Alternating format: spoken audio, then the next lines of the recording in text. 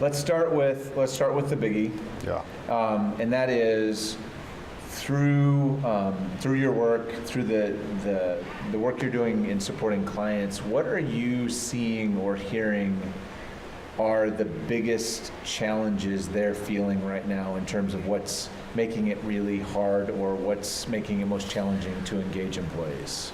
Well, I think, so there are a few things, right? So one for sure is there's this whole concept of what does it really mean to engage employees, right? What does it really mean? And I think some companies have just become too formalized about it, right? So they do this annual kind of survey and people give answers and they discuss it for months and then they do something, and I don't know, it just seems very procedural, right? And so are people really engaged? Probably not. I also think that what we see in the work that we do is really ill-equipped managers. Just they're not unintelligent. It's not that they couldn't do a better job. It's that we haven't really done a great job of setting them up for success. What we've done instead is said, you've done this job really well. You now can manage the team. We want to see everybody on your team now do exactly what you were doing when you were just, the great employee in the department. Good luck. Yeah. And when your employees don't rise to the occasion, you're a terrible manager. Yeah, you're the problem then. Correct. Right. And so engagement now for that employee that got promoted is in the toilet. And then you've got employees who are in that department who have had no direction now, who have had no support. They're not feeling it, right? So it's a lose-lose all the way around. And then senior executives pound the table and say, everything's wrong, what's going on here? We're spending all this money on surveys, we're spending all this money on ping pong tables or whatever they think engagement is supposed to look like, and the ROI on that is negligible. So what have you seen then in terms of how clients are addressing that? Like, what's been the most inspiring story or case study that you've seen in fixing that? I think one thing that might be a surprise is the concept of learning. I think that when we take seriously the fact that our employees want to get better, truly they do. It's relative as to how they want to get better, but it's job related. When we engage them in sort of a learning management capacity, where are you? Where do we want you to be? How do we get you there? Provide that path, provide the resources, the support. That's a great engagement strategy because you're building a team of folks who learn to learn. Sure. Right? And critical thought is so in need in our workplaces, and we do very little to support critical thought. We want people to just do and not think, honestly. Right. And then when they don't think, we're angry that they didn't think in certain situations. Well, you don't ask them to think. Right. All of a sudden they should know at this particular situation, you should have thought there. Why? How would they know that? Okay. So if you can come up with an appropriate learning strategy for teams, departments, for the entire organization, that they embrace that value, you'll see engagement numbers spike the way that they should and stay at that level. The cyclical nature of it changes. And I think in today's market, we have to be wise about the way in which we transfer knowledge, the way in which we influence training opportunities to happen in our organizations, for some of it out there kind of educational opportunities, things that we would never think about getting people connected to, having them take time from their day to go online to take a class about X that maybe is really more about soft skills training that isn't so directed, and we think that might be a waste of time in some organizations. It's not. Does making that shift, it sounds like some of that is structural, some of it's policy, some of it is technology in implementation, but it sounds like it's also, what I heard underneath that though is there's also a mindset shift around moving the organization. Like you said, I think learning to learn or learning to be learners.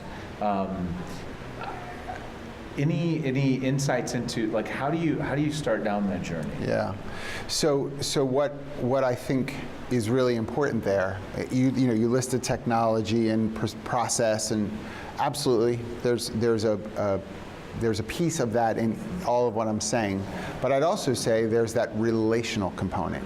And so managers, supervisors, all the way up through executives have to figure out how to be relational with people again. And one of the things that I see making a bit of a resurgence, I wouldn't say it's overwhelming, but a bit of a resurgence, being an older gentleman in human resources, I remember when, a couple decades ago, the big thing was skip level interviews, right? Where you would have a senior executive not go through the manager, but talk to the line level employee, and have that rapport and relationship with someone, not to just filtered through that intermediary. That's happening a bit more. There are these, and it's not as formalized. A daily 5, weekly 15, whatever it might be, where an executive is grabbing someone and having this kind of conversation. And that rapport development is then modeled for the managers as well. Right. This is how we believe in checking in with our people. This is how we believe conversations should go, where the conversation should take us. It can't be, Jason, how's it going? Great. Tell me the one thing that's been really difficult about work, okay? Tell me the one thing that's really been great about work. Great. Well, this has been really good for me. Thanks for filling me in on some of that. I feel really good. Well, it can't just be one-sided, right? Right. It's got to have some sort of teeth back to the employee who is being vulnerable, who's risking to share, who is engaged in this rapport development. It's a two-way street, and then we can model that for those that need to do it as well. Absolutely. So when you, just to kind of maybe get into some practical, so just sort of some practical thinking about, if I'm an HR leader or an HR manager in an organization, and I'm charged with figuring out how can we move forward in terms of starting to improve engagement. Yeah. So like so the executives know they want more engagement. They're not sure why, but they know I've got the support to do something.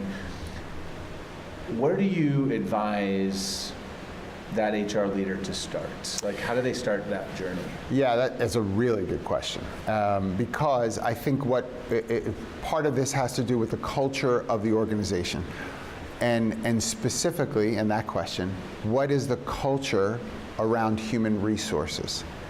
Is human resources seen as a supporter of people? And by doing so, therefore, supporting the culture, right? Maintaining the integrity around who we're supposed to be. Or is human resources really seen as the yes and no department, right? Rules, regulations. Because I sit with honestly very well-meaning HR managers, directors like you're describing, who, when we start to have this kind of discussion, will say, I love that. I think we need to do that. It's a great idea. If we just can get past the PTO issue, if we just can, redecorate the lunchroom, because they're asking for, a Coke machine as well as a Pepsi machine. That is going to take care of. And I know it sounds crazy, but sometimes when you're in the throes of what you're hearing day to day, like a lot of HR people find themselves, they become responsive and reactive 92% of their day. That's what they do. This, practically speaking, this requires a mindset shift first. I will not spend 92% of my day being reactive. I will have to spend probably 60% of my day being reactive. Because the phone rings, somebody walks in, I cannot help it. But I will maintain the integrity of, and start small, 25% of my day, so that I can engage in these proactive areas that will serve me long term, rather than just continuing to come in each day and say, gosh, I hope I can get to this. And you've had the same proactive to-do list for a year, 2 years, 4 years, I don't know, however long you've had it. And you do all this stuff, and we have to get out of that cycle. Yep. The notebook has to move on, Yep. right? It's not the new app and how it's going to. If you don't make the deliberate time, it will not happen. And you can't be apologetic about it. Someone comes to the door and says, I think my deductions are wrong on my paycheck. Okay, I get, that's a real deal. I get you. What are we talking about in deductions? 12 cents? $15? Honestly, I'll take 20 bucks out of my pocket. Here, this is my promise that we're going to solve this. But for right now, hold this 20 bucks because I don't want you to be missing anything you might need right now. Go do that. We will set up a time tomorrow to be specific about that. Right now, I'm in the throes of developing this learning plan, whatever it might be that we're talking about. You have to protect it that strictly. Right. That's really great perspective and great advice. Because if they're not doing it, nobody is, right? If they're not doing that work, nobody is. So, I'm going to hand you a magic wand. Hand you a magic wand, and with that magic wand, you have the ability to eradicate one management behavior, mindset, practice, fad, some part of what we call management today. And you're going to eradicate it out of existence. What do you choose? I mean, there are a lot of things, I have to tell you. I should say this. So I have 3 kids. My oldest on his senior trip, he's in college now, but when he was on his senior trip, they would go to Disney and Universal. And he bought me a wand from Harry Potter's world. Nice. And my staff know when I'm on the phone, on my headset, walking around my office, and I have the wand in my hand, which I do, it's because I'm wishing for some sort of change on the other end of the line, right? And so I'm casting a spell. And so if my staff turn and because my door is always open, not open door policy, it just is always open, right? And they turn and they see the wand in the hand, they turn right around and go somewhere else, right? Because they don't want to get caught in that crossfire. And I would say a lot of it, if I could really wave the wand as you've described it, it has to be the minutia. We swim in so much minutia at organizations, and we have made the minutia into something much more major than it was ever intended to be. Counting hours of PTO. Right. I mean, it's software. Stick it in there and be done with it. To argue with someone for 3 days about, I think I have 17.75, not 17.25, is half a day worth the 3 days of back and forth of emails and stuff. I'm not saying give everybody what they want. My point is, though, it's done. No, you have 17.25. I appreciate you being upset. It's done, right? So I'd want to wave the wand over just how much we get caught in the weeds with stuff. And because all we can see is the weeds, we make the weeds flourish. Right? Feed them. We feed it like crazy, and then we hate ourselves for it. And that self-loathing in our work, especially if we're supposed to be the people who are driving a different perspective on culture and engagement and really the life behind the organization. If we are stuck in the weeds, so is everybody else. So is everybody else. If you had one tip or piece of advice that you could give a manager, so it's a manager sitting on the other side of this computer screen, and it's like, and that manager sitting there like, man, I need to lift the engagement in my team next week. Yes. Right, tomorrow, next week. What one thing would you tell them? It is honestly the mantra for my life. Set others up for success. Sit down. If you have a team, look at the work that each of the team members are supposed to be doing. Know their job.